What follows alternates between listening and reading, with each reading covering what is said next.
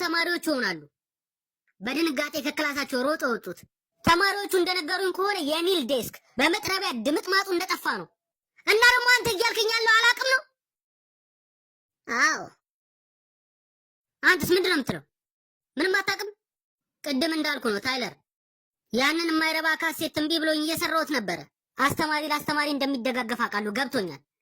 ግን ደግሞ ሙሉ ዲፓርትመንቱን ማባረር አይቀርም። ይሄ ምን ያህል ከባድ እንደሆነ ለእኔ ደግሞ አስቡት። ማለት ሙሉ ዲፓርትመንቱን የምታባረው? አዎ ሙሉ ዲፓርትመንቱን።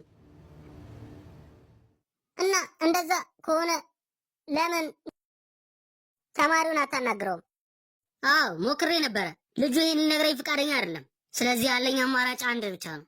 ከሁለት አንዳችሁ ትነግሩኛላችሁ። አዎ እሺ፣ አንድ ነገር ልንገራችሁ። ከሁለት አንዳችሁ ችግር ውስጥ ናችሁ። አንዳችሁን አባራችኋለሁ ዛሬ።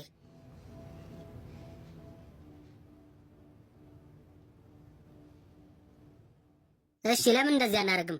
ከአንድ ሁለት ይሻላል። ሁለታችሁንም ነው ማባራችሁ።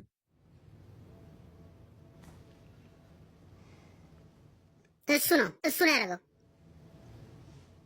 አንተ ነው ያደረከው ማለት አንተ ነው ያደረከው። ሰብረዋል። ስለዚህ እሱ ነው ያደረገው። እንደዛ ነው የተፈጠረው። ያው እሱ በመጥረቢያ አድርጎ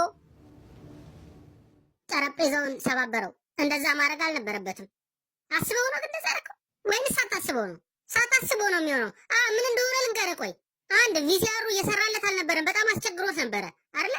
እንደዛ ነው። ደግሞ ልጆቹ ደግሞ በጣም አስቸግረዋል። ፕራንክ ምናምን እያሉ ከቁጥጥር ውጭ ሆነዋል። በዚህ ዓመትማ በጣም አስቸግረዋል።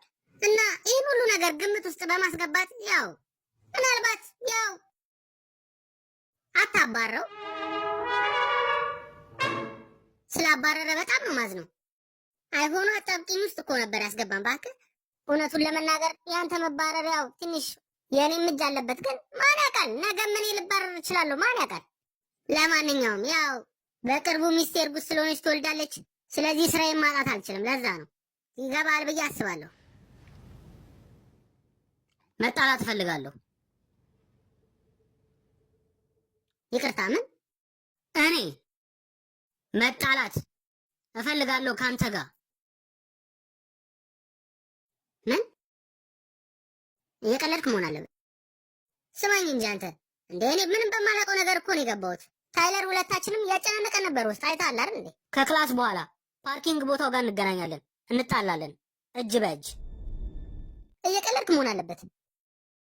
እስኪ ቀጠቅጥ ጓጉቻለሁ። እንዴ ተው እንጂ ምን ሆነሃል? ስማኝ በጣም ይቅርታ ጠይቃለሁ። ስራህን ስላጣ በጣም ይቅርታ። ምን እያልክ እንደሆነ ለራስህ እየተሰማ ነው?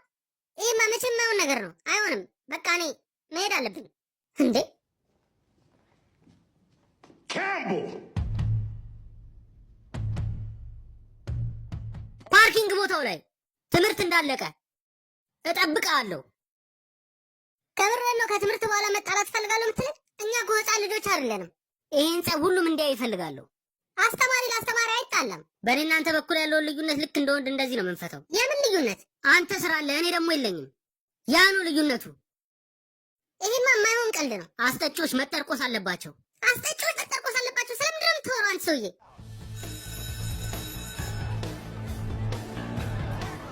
እኔ መምጣት አልችልም። አልመጣም። ልጄ ጋር ሄዳለሁ። ታለንት ሾው አለባት። ዛሬ መጨረሻ ቀን ነው። ለምን በሰላም አንለያይም?